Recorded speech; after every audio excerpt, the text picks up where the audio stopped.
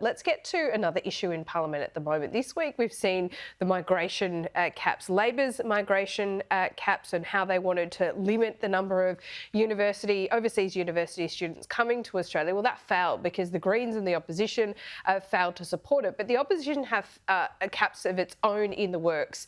I want to bring in now the CEO of Universities Australia, Luke Sheehy. Luke, thanks so much for your time. Has anyone been consulting with you over the last couple of days? Because it seems like they're in no man's land at the moment. Well, Laura, I said on Monday that this is continuing the war on our wonderful international education sector right through to an election year now. I foreshadowed that both sides of politics would try to go up the ante with each other on how they could take the further sledgehammer to this sector, which is delivering for Australians. We want to make sure that we can get the certainty and stability we need, because every dollar of international student revenue we make, we put back into our world-class universities to help support Australians get education and deliver on research.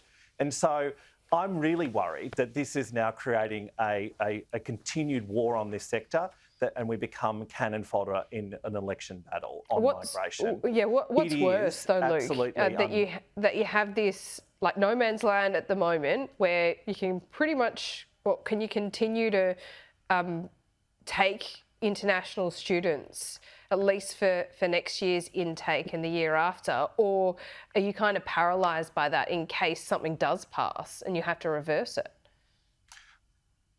Well, it's really important to remember that just before Christmas last year, the previous Home Affairs Minister, Claire O'Neill, took a sledgehammer to this sector, which has, through her Ministerial Determination 107, this has seen 60,000 fewer student visas granted in the first 6 months alone. And we calculate that as a $4.3 billion hit on the Australian economy. And that obviously means billions of dollars of impact on the Australian university sector. So the caps was a fork in the road between a terrible approach to student visa processing and a not very good approach to a sector that supports the country. So we've been in a pretty bad state all year. What we want now is government and opposition to come together and ask themselves the question, do they want a world-class higher education sector in this country to deliver for the country with international student revenues at the heart of it or not? And if they want us to have fewer international students, then they've got to pay for the universities through direct funding better. And we're suffering from, a decade's worth of structural underfunding as well. So I want them to think about, do they want to build this sector or do they want to wreck it? Sure, Luke, it's not all about money. I mean, in large part it is, but it's got to be about culture as well. It was pointed out that some Sydney universities are 50% international students. Some courses are even more than that. So it feels like there is a perception in the community that some of these universities are just money grabbing for international students. Do you agree that there at least needs to be some kind of recalibration in intake?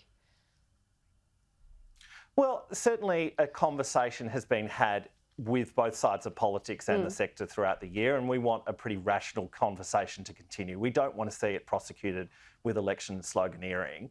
But I'm in Darwin today, and I've been here for the last couple of days, and I'm seeing the beautiful infrastructure that Charles Darwin University's invested in the city of Darwin here and right across the territory.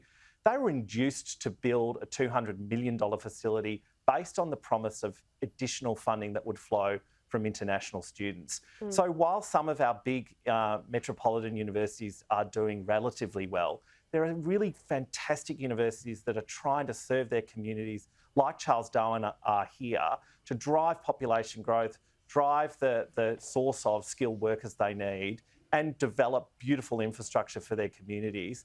They can't do it without the flow of international students.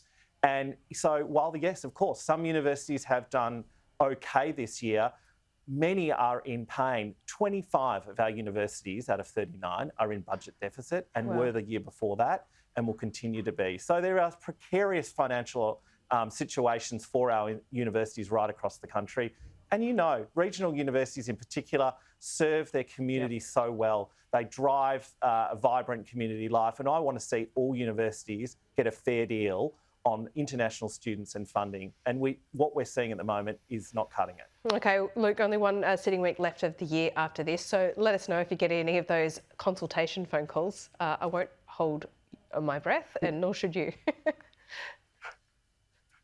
Look, we can only hope that, cooler heads prevail and that both sides want to see a vibrant higher education sector for Australia.